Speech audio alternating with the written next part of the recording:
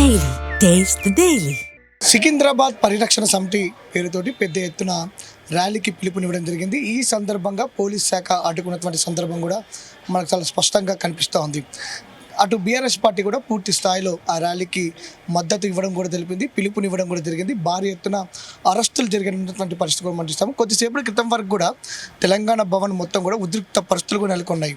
దీనికి సంబంధించి మనతో పాటు మాట్లాడడానికి ఎమ్మెల్సీ అటు దేశపతి శ్రీనివాస్ గారు మనతో పాటు ఉన్నారు. వారితో మాట్లాడించే ప్రయత్నం చేద్దాం. సార్ చెప్పండి, ఏంటంటారు అసలు తెలంగాణ అస్తిత్వం మీద గతంలో పోరాటం చేశాము, తెలంగాణ రాష్ట్రాన్ని సాధించుకున్నటువంటి పరిస్థితి మనందరికీ కూడా తెలిసిందే. ఏం సికింద్రాబాద్కి జరుగుతున్నటువంటి నష్టం ఏమంటారు అసలు? ఇవాళ సికింద్రాబాద్ ప్రజలు తమ చిరునామా కోసం వాళ్ళు కొట్లాడుతున్నారు. మా చిరునామానే గల్లంత అయిపోతుంది అనేది వాళ్ళ ఆవేదన. సికింద్రాబాద్ది చాలా సమున్నతమైనటువంటి అస్తిత్వం. ఈ రెండు జంట నగరాలుగా ఉన్నప్పటికీ కూడా ఒక సికింద్రాబాద్కి తనదైన స్టేటస్ ఉంది, తనదైన ఒక కల్చరల్ సిగ్నిఫికెన్సీ ఉంది, అంటే ఒక సాంస్కృతిక విశిష్టత ఉంది సికింద్రాబాద్కి సంబంధించి. ఇక్కడ మీకు ఒక నవాబీ కల్చరు కనిపిస్తే అక్కడికి వచ్చేసరికి ఒక మధ్యతరగతి కల్చరు, తర్వాత ఏంటంటే అక్కడ ఉండేటువంటి అది బ్రిటిష్ రూలింగ్లో ఉండడం వల్ల అక్కడ ఒక ప్రత్యేకమైనటువంటి సాంస్కృతిక జీవనం కనబడుతుంది. అంతేకాకుండా అక్కడ వ్యాపారాలు కూడా అనేక రకాల వ్యాపారాలకి అది కేంద్రంగా ఉంటుంది. ఆ మొట్టమొదట భారతదేశపు జెండా ఎగిరింది తెలంగాణ గడ్డ మీద సికింద్రాబాద్లో. అప్పుడు అంటే సైనిక చర్య తర్వాత జెండా ఎగిరేసింది కేఎం మున్షి. అక్కడే ఆ సికింద్రాబాద్ గడ్డ మీదనే ఆయన జెండా ఎగిరేయడం జరిగింది. అట్లాగే మీకు తెలంగాణ పోరాటానికి సంబంధించి కూడా సికింద్రాబాద్ క్లాక్ టవర్ దగ్గర ఒక ప్రత్యేకమైనటువంటి స్తూపం ఉంటుంది. అక్కడ బిడ్డలు చనిపోయారు. చాలామంది తెలంగాణ అప్పటి 69 పోరాటానికి సంబంధించిన వాళ్ళు వచ్చి అక్కడ నివాళులు అర్పించడం జరుగుతుంది ప్రతి సంవత్సరం కూడా. అట్లా మీకు ఎటు చూసినా కానీ మీకు అక్కడ ఒక మన కాస్మోపాలిటన్ కల్చర్ కనబడుతుంది. మౌలాలి దర్గా దగ్గరికి వెళితే మీకు అక్కడ ఒక మహమ్మదీయ సంస్కృతి తాలూకు విశిష్టత కనబడుతుంది. మన అదేంటి క్యాథలిక్ బాసిలిక్ చర్చి ఉంటుంది. ఉజ్జయిని మాంకాళికి బోనాలెత్తిన చేతులే వచ్చి అక్కడ కొవ్వొత్తులు వెలిగిస్తాయి, ఇక్కడ మౌలాలి దర్గాకు వచ్చి అగరొత్తులు వెలిగిస్తాయి. అటువంటి ఒక కాస్మోపాలిటన్ కల్చర్ సికింద్రాబాద్లో ఉంది. పూర్వం మనకి ప్రజలు సికింద్రాబాద్ని లష్కర్ అని దీన్ని పట్నం అనే వాడుకనే ఉందన్నమాట. కానీ సికింద్రాబాద్ అనే ఆ పేరు చెవుల నిండా వినిపించేది నిరంతరం. కానీ మెల్లమెల్లగా అది కుంచుకుపోతూ వచ్చింది. ఈ సైబరాబాద్ అని ఇంకొకటని వీటిని ముందుకు తీసుకొస్తున్నటువంటి క్రమంలో సికింద్రాబాద్ అస్తిత్వం దెబ్బతింటూ వచ్చిందనమాట. ఇవాళ ఈ ప్రభుత్వం చేస్తున్న చర్యలో సికింద్రాబాద్ను చాలా కుంచితం చేస్తున్నాడు, ఆయన న్యూనపరుస్తున్నాడు. దానికి ఉండేటువంటి ఆ సమున్నతమైన అస్తిత్వాన్ని ఆయన పరిగణలోకి తీసుకోవడం లేదు.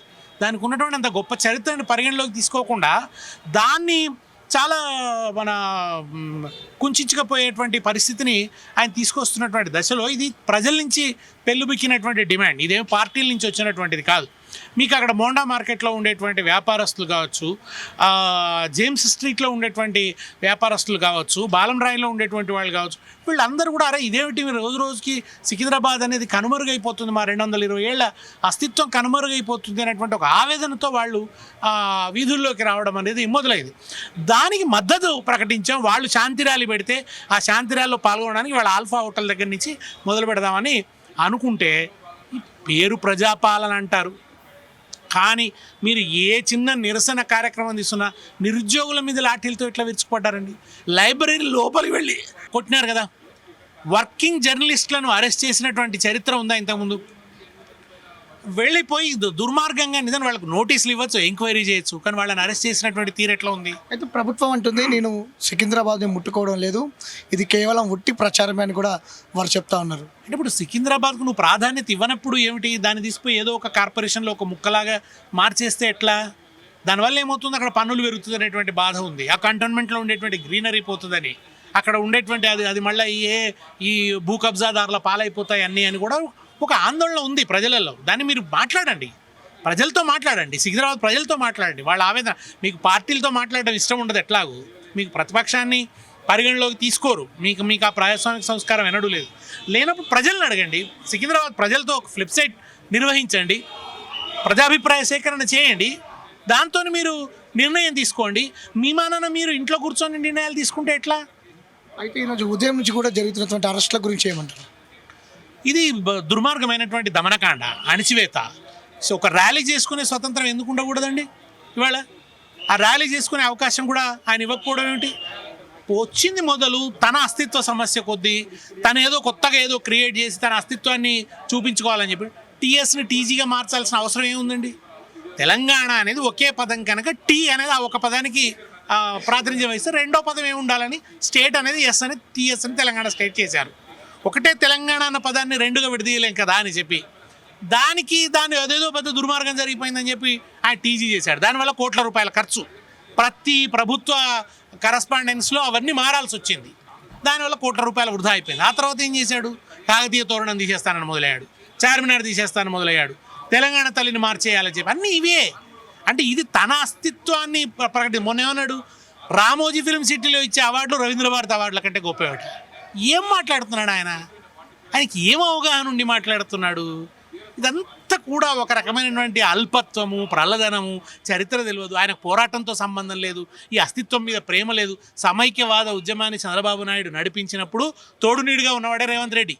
తెలంగాణ ఏర్పడకుండా జరిగిన పోరాటానికి తనదైనటువంటి దోహదం చేసినటువంటి వాడు రేవంత్ రెడ్డి. అటువంటి వాడికి ఈ అస్తిత్వాలు, వాటి వెనుక ఉండే చరిత్ర, సంస్కృతి, మట్టి మీద ఉండేటువంటి ప్రేమ ఇవన్నీ రేవంత్ రెడ్డికి అర్థమవుతాయి అనుకోవడమే పొరపాటు.